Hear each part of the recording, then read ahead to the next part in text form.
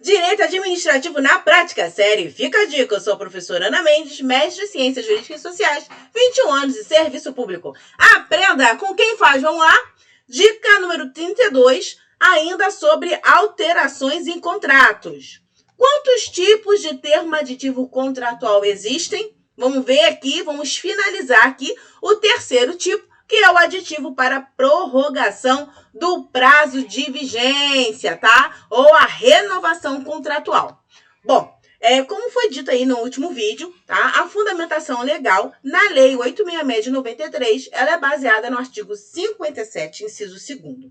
Na 14.133, isso está previsto no artigo 107, tá? Nós vamos aqui finalizar a prorrogação segundo a Lei 866 de 93, tá? Então, depois você dá uma lidinha de novo para relembrar o artigo aí, tá? Bom, nós estávamos vencendo a explicação de cada uma das 10 etapas que eu listei para simplificar um processo de renovação, tá? Então, no vídeo passado, nós vimos o objeto contratual, que tem que ser um serviço contínuo, os limites de prazo máximo para essas prorrogações sucessivas, né? 60 meses ou 48 meses, se for um equipamento ou um programa de informática, que não pode haver dissolução de continuidade, ou seja, seu contrato tem que estar vigente corretamente, inclusive os aditivos anteriores. Nós vimos aqui que o 4 é verificar se permanece a vantajosidade econômica, tá? Muito embora essa vantajosidade não se limite ao valor, tá? Tem outras considerações aí. E quinto, condições de habilitação, tá? Demonstrar nos autos que a contratada mantém as condições, tá? Então, agora nós vamos ver os outros 5 passos, tá ok? Vamos lá! Justificativa da prorrogação ou renovação, tá? Então, é hora de você sentar, gestor do contrato, fiscal de contrato, e escrever no processo sobre os últimos 12 meses, pelo menos aí, do seu contrato, se foi uma prestação regular de serviços, escrever sobre a qualidade desse serviço, tá? Dá uma olhada se você trabalhou aí com índice de medição de resultado, como foi esse padrão, né? Se ela atendeu, se ela teve muitos descontos, botar tudo isso na sua consideração.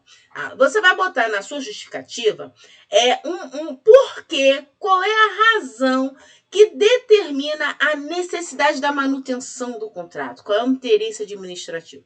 Para isso, você tem que fazer o quê? O que acontece se eu não tiver? Então, sem esse processo aqui, eu não tenho uma limpeza regular, aí você está no hospital sem a limpeza regular, a afetação da limpeza do hospital, da condição sanitária do atendimento, né? Então, no ambiente hospitalar, né, por exemplo, que eu estou dando aqui, a limpeza, ela é essencial, né? Ela combate infecção, ela deixa o ambiente mais salubre, tá? Então, vocês têm que elencar essas coisas em voltas, contratos correlatos. Olha só, eu tenho uma máquina de raio-x que eu tenho que atender aqui os pacientes. Sem a manutenção, eu sequer posso prestar esse serviço, porque eu posso estar submetendo as pessoas a um contaminante, né? Se estiver desregulado. Então, é hora de você parar um pouquinho e escrever, tá ok? Não esqueça também que tem que colocar aqui que a contratada deu aceite para a prorrogação, tá? E esse aceite tem que incluir o prazo. Qual é o prazo? 12 meses, 24 meses, 6 meses?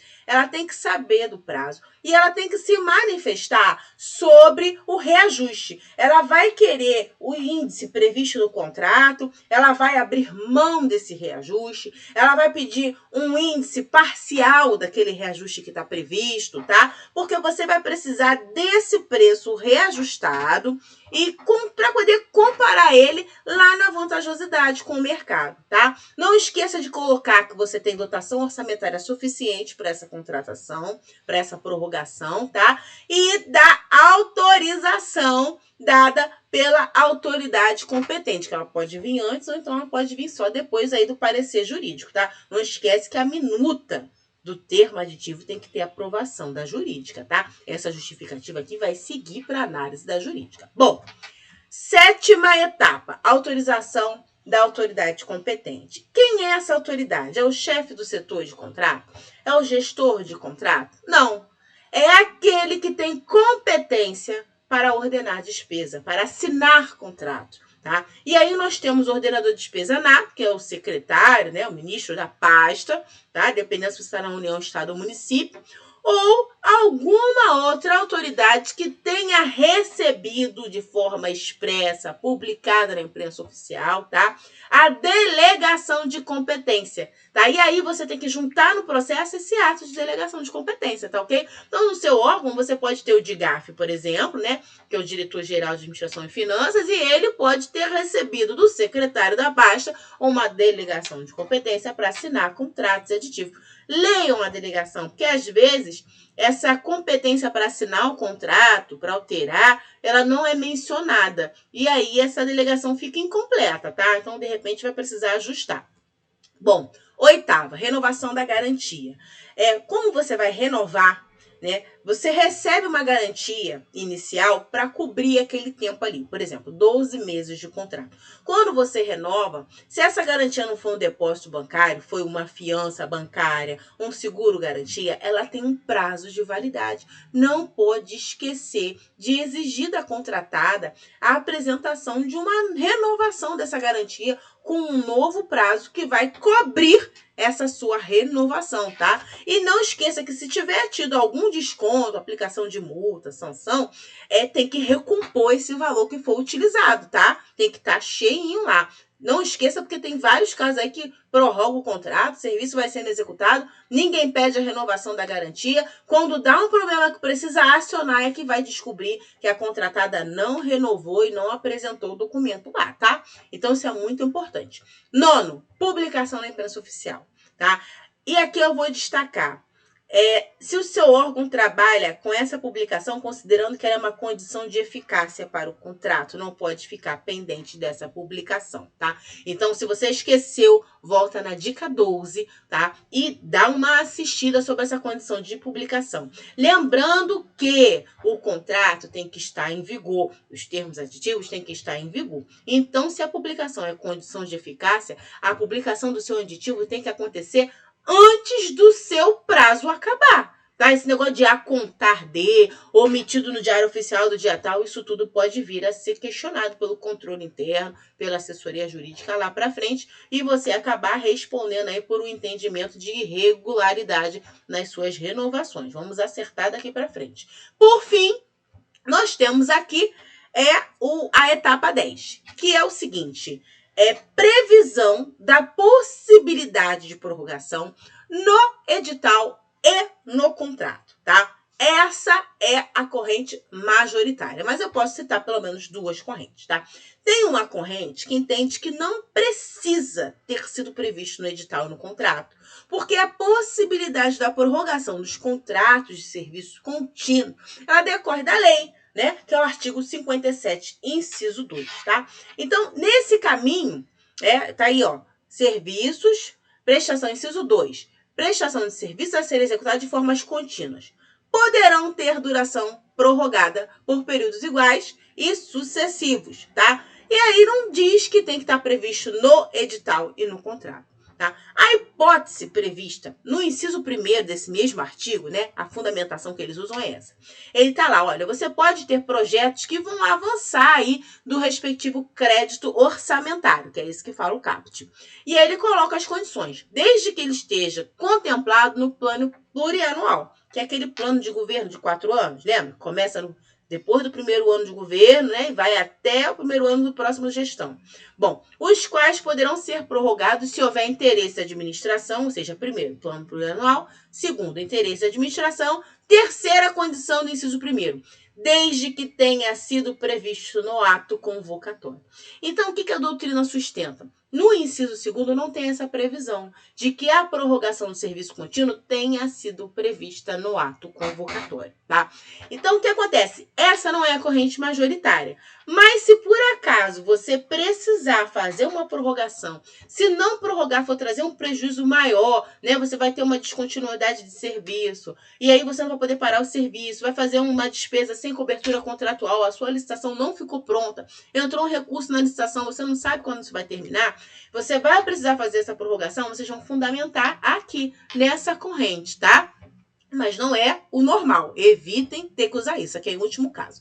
Prefiram o quê? Sempre colocar no edital e no contrato a previsão da possibilidade de prorrogar o contrato. Por quê? Porque essa previsão de prorrogar, ela tem interesse financeiro, tá? Então, se uma contratada olha no edital e fala assim, pode prorrogar, eu vou disputar aqui para tentar ganhar, porque eu posso vir a estender de 12 meses até 60 meses. É uma garantia aí dessa possibilidade de faturamento. Se não tem a previsão de prorrogação, ela diminui o interesse e a atratividade daquele edital, tá ok? Então, tudo que você tiver previsto que possa afetar o seu objeto, a atratividade, da competitividade, você tem que procurar prever, sim, no edital, no termo de referência, no projeto básico, tá? E lá na minuta de contrato. Bom, essas duas correntes nós temos aqui. Dentro de quem entende que decorre da lei e você não precisa, nós temos aqui nomes importantes que você pode citar nessa fundamentação se você precisar. Eli Lopes Meireles, Gessé Torres Pereira Júnior, tá? Joel Neibur, tá? Então, os nomes que defendem isso aí você pode fazer a fundamentação. Por outro lado, a outra corrente, né? Ela é a que foi adotada pelo Tribunal de Contas da União e pela súmula 222, o TCU diz que ele vincula estados e municípios, o entendimento dele, tá? Então, por isso que eu digo que essa é a corrente majoritária. Nessa linha, nós podemos citar o TCU, a Procuradoria-Geral do Estado do Rio de Janeiro, né? Show do Estado do Rio de Janeiro, Marçal Justin Filho, tá? Lucas Furtado, dentre outros tantos aí que vão sustentar que tem que ser previsto no edital e no contrato. Bom, se você procurar aí o manual de licitações e contratos do Tribunal de Contas, eles listam lá uma série de requisitos que tem que ter para prorrogar. E lá está lá previsto que você tem que estar com essa possibilidade prevista no edital e do contrato. Então, não é legal arrumar problema com quem vai te fiscalizar. Já bota na tua minuta padrão.